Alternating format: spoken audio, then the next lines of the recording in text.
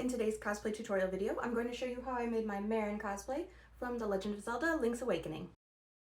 The pattern I'm using is from Indigo Patterns, and this is a digital print-at-home pattern. So you start by printing out the first page, making sure the box is to scale, then print out the rest of the pages, tape them together, and cut them out. So here are the fabrics that I think we're going to be going with. It's a lot more of the remake version, the brighter colors, but this is for the sash. It's a cotton, I think it's supposed to be a shirting that I got from Joann's. I just really like the texture of it. And then this is a stretch cotton sateen, I think it was, and this should be good for the base of the dress since it has that little bit of stretch for comfort, and also it's a bit thicker so it won't be see-through. And then this is a Kona cotton.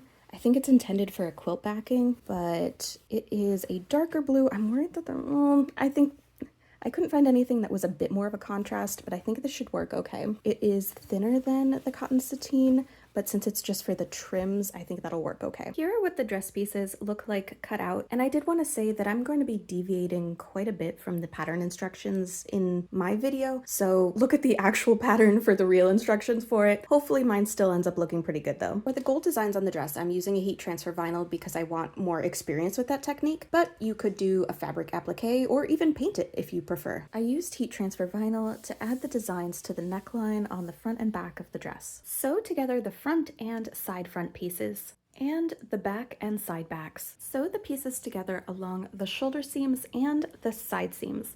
Now, I'm not super worried about having these line up since this is just a quick summer project, just for fun and not a competition piece. Since I'm not going to be lining the skirt portion of the dress, I went ahead and serged the edges to help keep them from fraying. Sew the skirt pieces together along the side seams, leaving the center back open. Sew the skirt onto the bottom of the outer bodice. Sew together the center back seam and insert a zipper. Cut out all of the trim pieces, and on half of them apply some fusible interfacing. I took the interface trim pieces and applied the heat transfer vinyl. Sew all of the pattern pieces together to make a loop, and we're going to repeat the process for the lining. Putting right sides together, we're going to sew the outer and lining part of the bottom of the skirt together along the bottom edge. Sew the seam allowance towards the lining, then trim away the excess. Turn the piece right side out, and then I went ahead and serged along the top. This will hold the two pieces together and also help keep the edges from fraying. Sew the bottom stripe to the bottom of the dress. I realized I almost forgot about the lining for the bodice,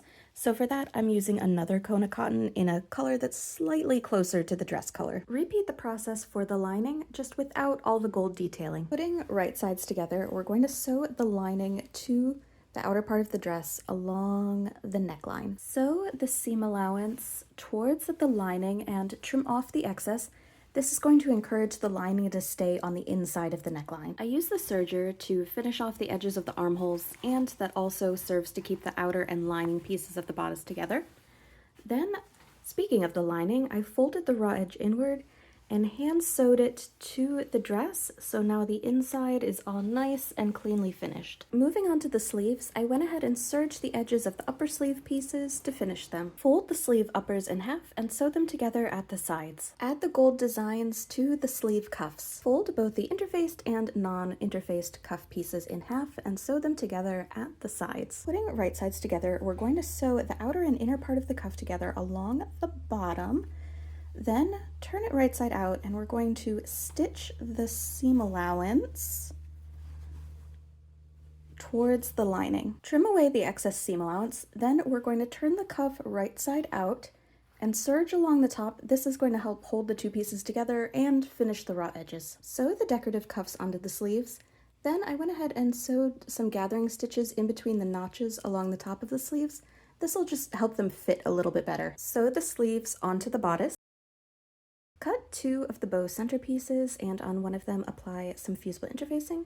Then for the bow tie pieces, we're going to cut 4 of them, and on 2 of them apply some fusible interfacing. Now, the instructions said that the interfacing was optional, however, since my fabric's pretty thin, I decided to use it. Sew both the interfaced and non-interfaced pieces together at the side seams to create one long piece. Putting right sides together, we're going to sew the outer and inner portion of the sash together along the outer edge, leaving a space open so it can be turned right side out. Turn the sash right side out and hand sew the hole closed. And with that, the dress is done.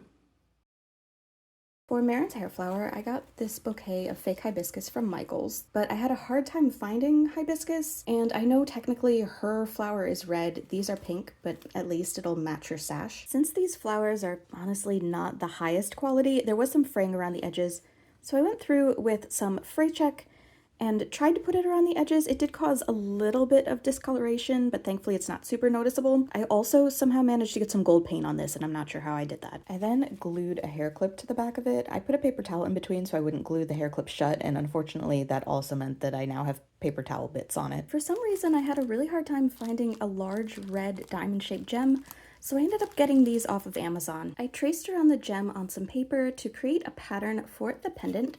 Then I could cut that out of foam and do the edging around the edge with some foam clay. I'm still not really good at using foam clay. If you have any tips, let me know in the comments below. After letting it dry, I then skewered it onto a darning needle so that I could access all of the sides and painted it with some Mod Podge to seal it. In case you're curious, this is my little drying station. I just taped the needle onto the desk so that it could hang out and dry without touching anything. I then painted it with some gold paint and then added another coat of Mod Podge to seal it. I should point out that these products I got in a PR box years ago. However, the company has no idea I'm making this video. Then I glued in the gem, which helped to straighten the piece back out, and I also glued on this bail so I can attach it to a chain. I threaded it onto a gold chain, and with that, the costume is complete. With the exception of how the gold lined up, I could have been a bit more careful, and I think the end result would have been a bit better if I had taken the time to line things up a bit more accurately. But other than that, I'm really happy with how this costume turned out. I really like the fabric choices. And the cherry on top is that this game takes place on an island. And I really was hoping to be able to do this costume on a beach for the photo shoot, and I didn't think that was going to happen. And that was until Gaines Visuals offered to take some photos during golden hour, and I'm so happy with how they turned out. If you are in the Virginia Beach area, definitely check him out and contact him to see about doing a photo shoot. He was very professional and very great to work with.